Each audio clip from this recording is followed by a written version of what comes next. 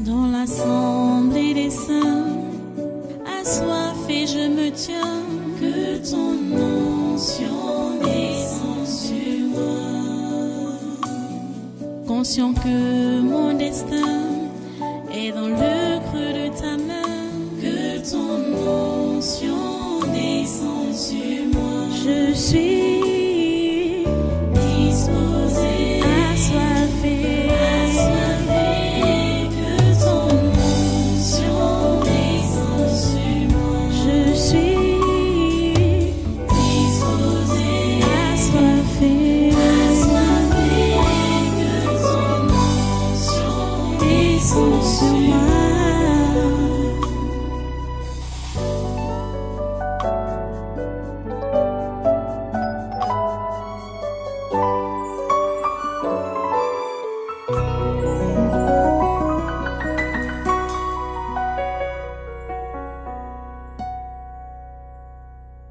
Alléluia. Tu vas encore un peu rester debout pour que nous puissions prendre notre texte de lecture pour le message de ce matin. Alléluia. Béni soit le Seigneur. Vous voyez, c'est le combat, hein? C'est chaud, hein? Ça chauffe. Vous voyez comment je transpire là? Je crois que vous savez que la transpiration, hein, ça fait partie, hein, du sang. Hein. On ne peut pas verser notre sang pour rien. Le Seigneur voit et le Seigneur récompense. Cette prière qui lui a été adressée a été écoutée et exaucée. Ok, prends ta Bible. Prends ta Bible donc. Comme je vous l'annonçais depuis jeudi, aujourd'hui, nous partirons donc dans la prophétie que Pierre était en train d'appuyer, que cela a déjà eu lieu dans ce qu'on a lu, donc jeudi passé, dans 1 Pierre,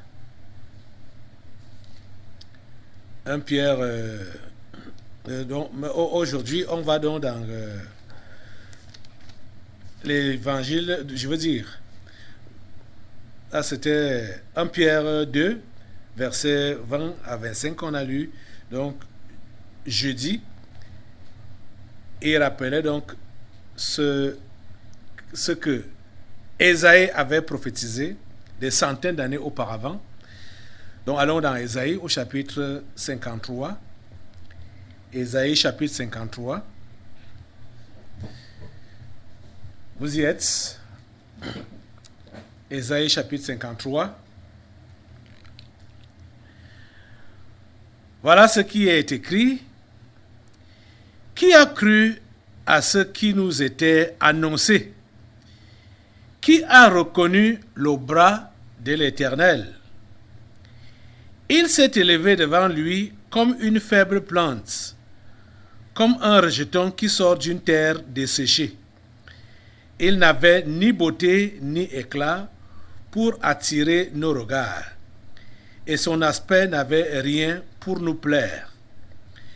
Méprisé et abandonné des hommes, homme de douleur et habitué à la souffrance, semblable à celui dont on détourne le visage. Nous l'avons dédaigné, nous n'avons fait de lui aucun cas.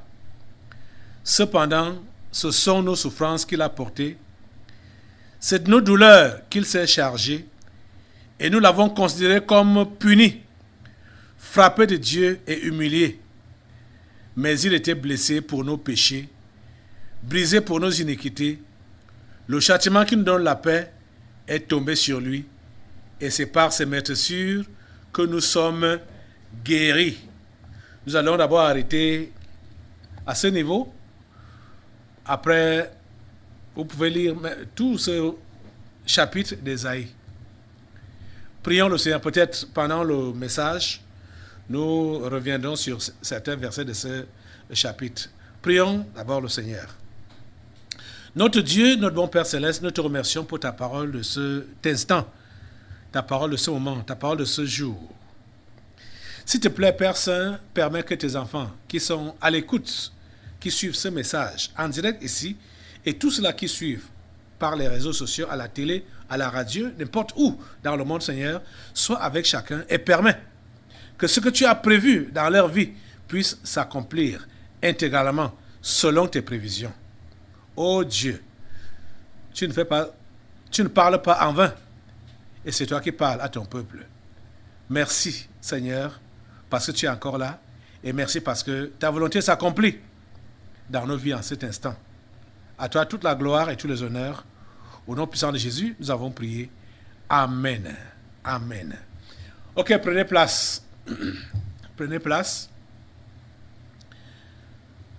Soyez les bienvenus à ce culte, à ce congrès de surnaturel de ce dimanche 27 février 2022.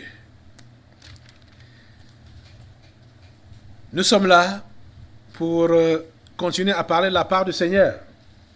Nous sommes en train de voir les caractéristiques du pauvre. Voilà, nous avons passé tout un mois à développer le séminaire du début du mois. Et voilà, nous sommes en train de finir ce mois parce que le dernier culte de ce mois, c'est aujourd'hui, le 27. Et la semaine prochaine, nous entamons le mois de mars. Et le séminaire commence dès le 3 mars, donc jeudi, jusqu'à dimanche. Dieu veut que nous puissions comprendre cette notion de pauvreté. Ça dit, si on ne comprend pas ça, si tu ne comprends pas que tu es pauvre et que tu as, donc, dans ta pauvreté, tu as tellement besoin de Dieu en tout, pour tout et partout, tu ne pourras pas dépendre de lui. Et le chrétien doit dépendre absolument de Dieu. Cette histoire, cette notion de pauvreté ne dépend pas de ta classe sociale. Ça ne dépend pas de tes possessions financières ou matérielles. Il s'agit de la pauvreté spirituelle. Vous comprenez? Rappelez-vous des paroles de Jésus, son premier discours. Heureux les pauvres en esprit, car le royaume des cieux est à eux. C'est ce genre de pauvre dont nous parlons. Et c'est ce genre de pauvre que tu dois être. Et tu dois fonctionner dans cet esprit-là de pauvreté, du début à la fin de ta chrétienté. Tu comprends ça? On est en train de voir, donc, depuis un certain temps, les caractéristiques du pauvre. Et depuis jeudi, nous sommes en train de voir, bon, depuis pas seulement jeudi, on a réitéré ça encore jeudi, que le pauvre est celui-là qui se sacrifie pour que les autres pauvres se donnent. Et on prenait l'exemple de Jésus-Christ lui-même, qui s'est donné. Jésus s'est sacrifié pour nous sauver, nous pauvres. Toi pauvre, moi pauvre. Jésus a donné sa vie pour nous. Et l'apôtre Pierre nous invitait à faire la même chose pour les autres. C'est-à-dire nous sacrifier pour que un païen soit sauvé, un pauvre en esprit qui n'a pas encore donné sa vie à Jésus soit sauvé. Il faut que toi, le pauvre qui est déjà sauvé, tu puisses te sacrifier pour celui-là. Personne n'est sauvé au hasard comme ça s'il n'y a pas eu une contribution. Vous comprenez ça? Il y a toujours quelqu'un qui se sacrifie. Il y a toujours quelqu'un que Dieu utilise. Toujours. Donc tu dois le comprendre. Que en tant que pauvre, ça ne suffit pas de dire juste que, bon, je suis pauvre, bon, mais il faut que tu saches que tu dois donc te donner, te sacrifier. Comme la pauvre veuve, on a vu l'exemple de la pauvre veuve a fait. Elle a sacrifié tout ce qu'elle avait pour vivre. Elle a sacrifié quoi? Ces 2 pièces. Ces 2 pièces. C'est ça qu'elle a sacrifié. Donc c'était son sang. C'était sa vie. Puisque pour avoir ces 2 pièces-là, elle a transpiré pour les avoir. Elle a coulé son sang. Elle a versé son sang. Et elle a donné tout ce qu'elle avait pour contribuer à l'avancement du travail de Dieu. En allant donner donc ces 2 pièces à l'église. Vous êtes en train de comprendre ça? Nous sommes appelés à nous sacrifier pour le salut des autres. On voit l'exemple de Jésus-Christ lui-même. Oh mon Dieu, ouvre les yeux à tes enfants. Oh mon Dieu, ouvre les yeux à tes enfants. Donne à chacun de comprendre. Les amis, le message qu'on vous a longtemps prêché dans le passé là, vous faisant croire que vous donnez vos vies à Jésus pour que vos vies deviennent meilleures, pour que vous puissiez être libérés, délivrés de la pauvreté matérielle, pour que vous puissiez trouver du travail, pour que vous puissiez être nommés, pour que vous puissiez progresser dans votre activité, pour que vous puissiez vous acheter des voitures, vous construire des maisons, pour que vous puissiez vous marier. On vous a trompé. Parce que le salut n'est pas forcément pour toutes ces choses matérielles qu'on vous a présentées, qu'on a mis au devant de vous là. Ce n'est pas pour cela que Dieu nous sauve. Dieu nous sauve pour que nous puissions sauver les autres. Pour qu'il nous sauve pour nous utiliser à sauver les autres qui sont perdus comme nous étions.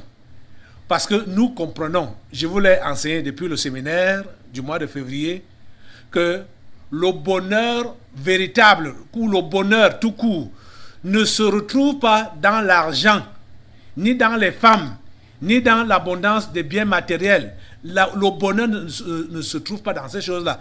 Le bonheur n'est pas là-dedans. Le bonheur n'est pas là-dedans.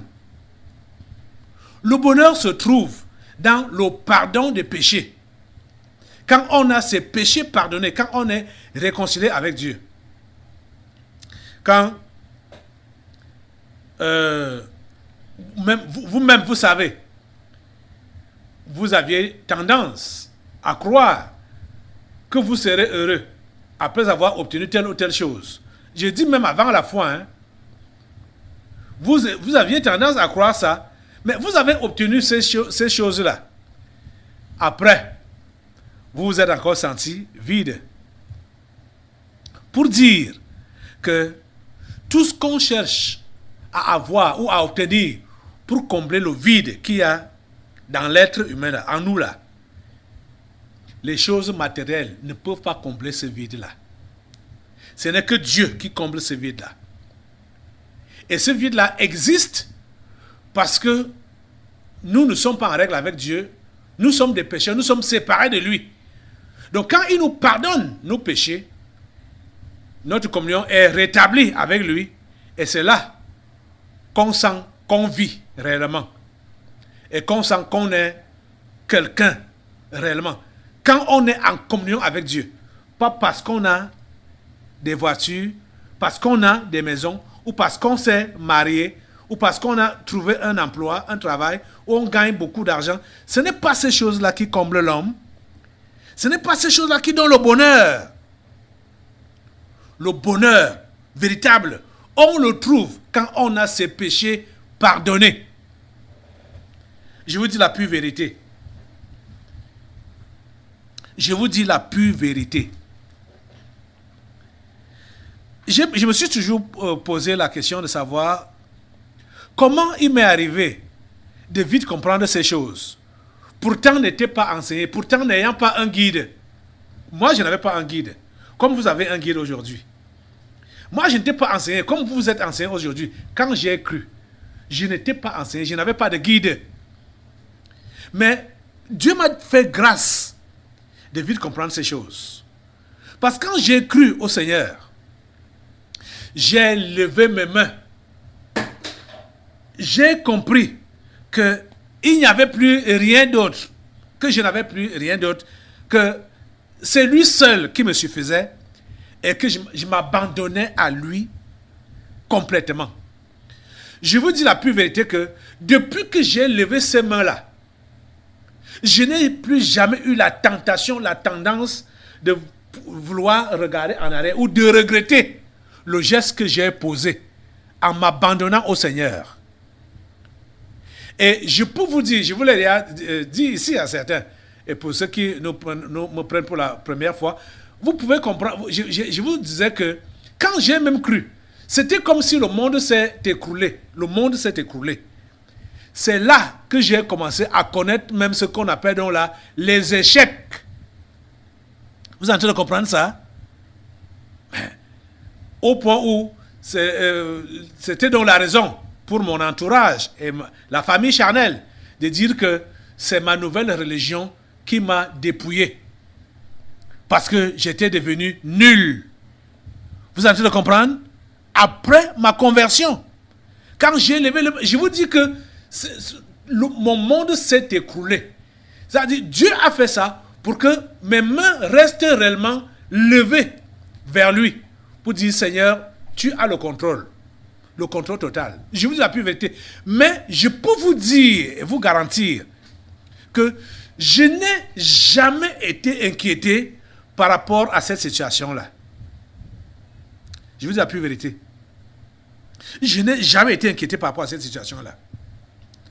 Je savais que Dieu est au contrôle. Je ne savais pas comment Dieu allait faire, comment les choses allaient se passer. Je savais seulement que j'ai levé mes mains pour m'abandonner à Dieu. Même comme je constatais des échecs autour de moi, échecs, je mets ça entre guillemets, autour de moi, parce que Dieu est passé par là pour réellement me cadrer et m'amener à me dévouer à son service. Vous comprenez ça? Plus tard, comme j'ai continué dans la communion avec lui, plus tard, il me confirmait, il me faisait comprendre que dans les jours à venir, il va me donner des moyens financiers pour faire son œuvre. Je ne savais pas comment. Je n'avais jamais demandé, je n'ai jamais demandé ou cherché à ambitionner de devenir un homme influent, un homme riche, machin, tout ça. Cela n'est jamais passé dans ma tête. Jamais. Après ma conversion, je me suis juste engagé à faire savoir aux autres qui est Jésus et comment Jésus a fait pour me transformer, moi qui étais un délinquant. C'était là ma préoccupation. Partager ma conversion, le témoin de ma conversion aux autres. C'était là ma préoccupation. Et vous pouvez donc imaginer que je devais être face aux moqueries. Selon le monde là-bas et selon vous. Puisque quand je témoignais donc du salut que j'ai obtenu de Christ, mais mes activités ne prospérant pas, rien ne marchait, tout ça là, comme vous pensez que c'est quand vous allez prospérer dans votre activité que votre témoignage va passer. Ça ne me disait rien, et plusieurs parmi vous, parce que vous voyez que depuis que vous avez cru, vous prétendez que vous êtes sur place. Les choses n'évoluent pas. Vous commencez donc à vous plaindre, à vous lamenter, à accuser Dieu et à ne plus être engagé dans votre témoignage de sa bonté et de son salut. Parce que vous prétendez que les gens vont vous dire, mais qu'est-ce qu'il a donc fait pour toi depuis que tu as cru? Regarde, tu es sur place. Regarde, tu n'as pas de travail. On t'a même chassé du travail. Regarde, tu ne réussis pas à tes examens. Regarde, tu es dans le chômage. Regarde, tu es malade. Regarde, tu es handicapé. Pourquoi il n'a pas fait le miracle dans ta vie? Vous voyez? Ça ne doit pas te gêner. Même si, physiquement, il y a des manquements en toi. Socialement, il y a des manquements en toi. Ça ne doit pas te gêner. C'est pourquoi il faut que tu comprennes que tu dois maintenir l'esprit du pauvre. Je vous dis que cette mentalité-là a été gravée en moi. Je ne sais pas comment. Je ne sais pas comment, je ne peux pas expliquer comment. Comme je vous ai dit, je n'ai pas été enseigné sur ça. Et je n'ai pas eu un mentor sur ça. Mais Dieu a permis que je comprenne vite ce phénomène. Et que je puisse m'adapter. Même quand j'ai commencé à fréquenter les milieux où les gens avaient l'évangile de prospérité, mon cœur, mon esprit n'acceptait pas ça. Mon esprit n'acceptait pas ça. Non, ça ne passait pas. Parce que ce n'est pas ça. Ce n'est pas ça qui était dans mon esprit. Et je vais vous dire une chose. Je vais vous rappeler, pour ceux qui savent déjà, quand je me suis converti, j'ai lu le Nouveau Testament en une semaine. Une semaine. J'ai même été lent à lire. Mais j'ai fini le Nouveau Testament en une semaine. Vous comprenez? Et c'est comme ça que j'ai commencé à étudier donc la parole de Dieu, étudier la Bible. Et je peux vous dire que la majorité des écritures qu'il y a dans mon esprit, à l'heure actuelle où je vous parle, c'est ce que j'ai reçu la première semaine de ma conversion. Vous comprenez ça? La majorité des écritures qu'il y a dans mon esprit, à l'heure actuelle, c'est ce que j'ai reçu la première semaine de ma conversion. Je n'avais pas encore toute la Bible. Quand je me suis converti, c'était que le Nouveau Testament. Bon, quand j'ai pu avoir la Bible, je crois que ça devait être un an après que j'ai acheté ma première Bible. Elle est encore là jusqu'à présent. Hein. Ma Bible, ma première Bible que j'ai achetée moi-même, je l'ai achetée chez les sœurs catholiques. C'est bizarre, hein? Je l'ai achetée chez les sœurs catholiques à 1000 francs. En ce temps-là. C'était en 1982. Ça fait combien d'années aujourd'hui? Une affaire... 40 ans. C'était en 1982 que j'ai acheté ma Bible là, à 1000 francs. Vous voyez ça? Et cette Bible est encore là jusqu'à présent. Elle me sert même souvent de référence. Je vous dis la pure vérité. Parce que bon, ça reste à la maison. Quand je veux chercher un passage, que ça m'échappe là, je vais prendre cette vieille Bible. Et puisque je sais ce que j'ai eu à noter dedans, je vais chercher ces références, les notes que j'ai eu à faire là. Ces notes-là m'aident à me retrouver facilement. Je vous dis la pure vérité. Vous voyez? Donc, plusieurs parmi vous là, qu'est-ce qui fait à ce que vous soyez sec? Qu'est-ce qui fait à ce que vous ne soyez pas en communion avec Dieu? Parce que vous êtes séparés de sa parole. Vous ne connaissez pas sa parole. C'est ça qui vous asséchit. Hein? C'est ça qui vous rend sec. Vous comprenez, non? C'est ça qui vous rend sec. Hein? Et ça qui fait que, même quand vous allez recevoir les enseignements comme ceux que je vous donne là, vous prétendez que c'est le pasteur Caleb qui invente. Pourquoi? Parce que vous n'êtes jamais tombé sur ces écritures-là. C'est difficile donc pour que ça puisse descendre en vous. C'est difficile pour que ça puisse s'asseoir en vous. Vous devez avoir la mentalité de pauvre, vous devez garder cette mentalité, vous devez fonctionner avec cette mentalité-là. C'est ça qui va vous permettre d'être de bons chrétiens, de vrais chrétiens, et accomplir le but pour lequel Dieu vous a sauvé. C'est pour que vous puissiez sauver les autres pauvres. Vous comprenez ça? Dieu ne vous a pas sauvé pour améliorer votre condition de vie sur cette terre. Ce n'est pas sur la terre qu'on va vivre la vie éternelle. La vie éternelle, c'est après cette vie. C'est après cette terre. Vous comprenez? Et tu ne peux pas l'avoir, cette vie éternelle, si tu n'as pas accompli la mission pour laquelle Dieu t'a envoyé. Celle qui consiste donc à sauver les autres perdus. Tu comprends? Et chacun est appelé à contribuer d'une manière ou d'une autre pour que les âmes soient sauvées. Chacun est appelé à contribuer. Chacun est appelé à apporter sa contribution. Chacun est appelé à se donner. Je vous dis la pure vérité, chacun à son niveau. Il faut qu'on le comprenne. Que tu es pauvre, tu dois te sacrifier pour les autres pauvres. Tu es pauvre, tu dois te sacrifier pour les autres pauvres. Tu dois donner tout ce qui est en ton pouvoir pour que les autres pauvres soient sauvés. Pendant le séminaire, on a vu qu'est-ce que cela signifie donc de donner aux pauvres. Et on est en train de redire, de dire hein, c'est pour que ça descende dans votre esprit. Que ça s'assoie réellement dans votre esprit et que vous travaillez pour cela. Pour ceux d'entre vous qui n'avaient pas encore eu cette délivrance, cette libération, où vous avez toujours ce faux message qui passe dans votre esprit, que vous avez reçu là-bas dehors. Le message de la grandeur, le message de la notoriété, le message de l'influence. Vous devez être un homme influent, une femme influente, vous devez être influente, vous devez être grand, vous devez être quelqu'un, hein, une notoriété, vous devez être fameux. Non. Les amis, ce n'est pas à cela que Dieu nous a appelés. Ce n'est pas à cela que Dieu nous a appelés. C'est la raison pour laquelle ils sont en train de pomper les titres, les titres religieux. Hein, right Reverend, docteur, machin, bishop.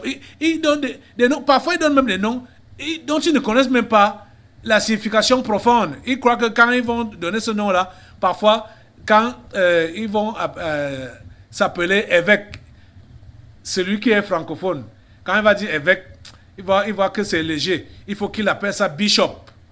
Hein? Il faut qu'on l'appelle bishop. Je suis bishop tel. Pour donc donner que ça sente pompeux la gros. Mon Dieu. C'est la vanité. Vanité de vanité. Hein?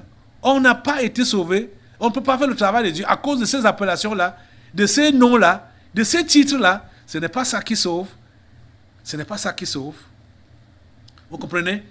On vous a inculqué cette fausse mentalité-là. Or, la mentalité que vous devez avoir, c'est la mentalité d'effacer, d'humble. Vous devez être humble. Vous devez être effacé. Vous ne devez pas chercher la gloire. Dans l'assemblée des saints, assoiffé je me tiens, que ton onction descende sur moi. Conscient que mon destin est dans le creux de ta main, que ton onction descende sur moi. Je suis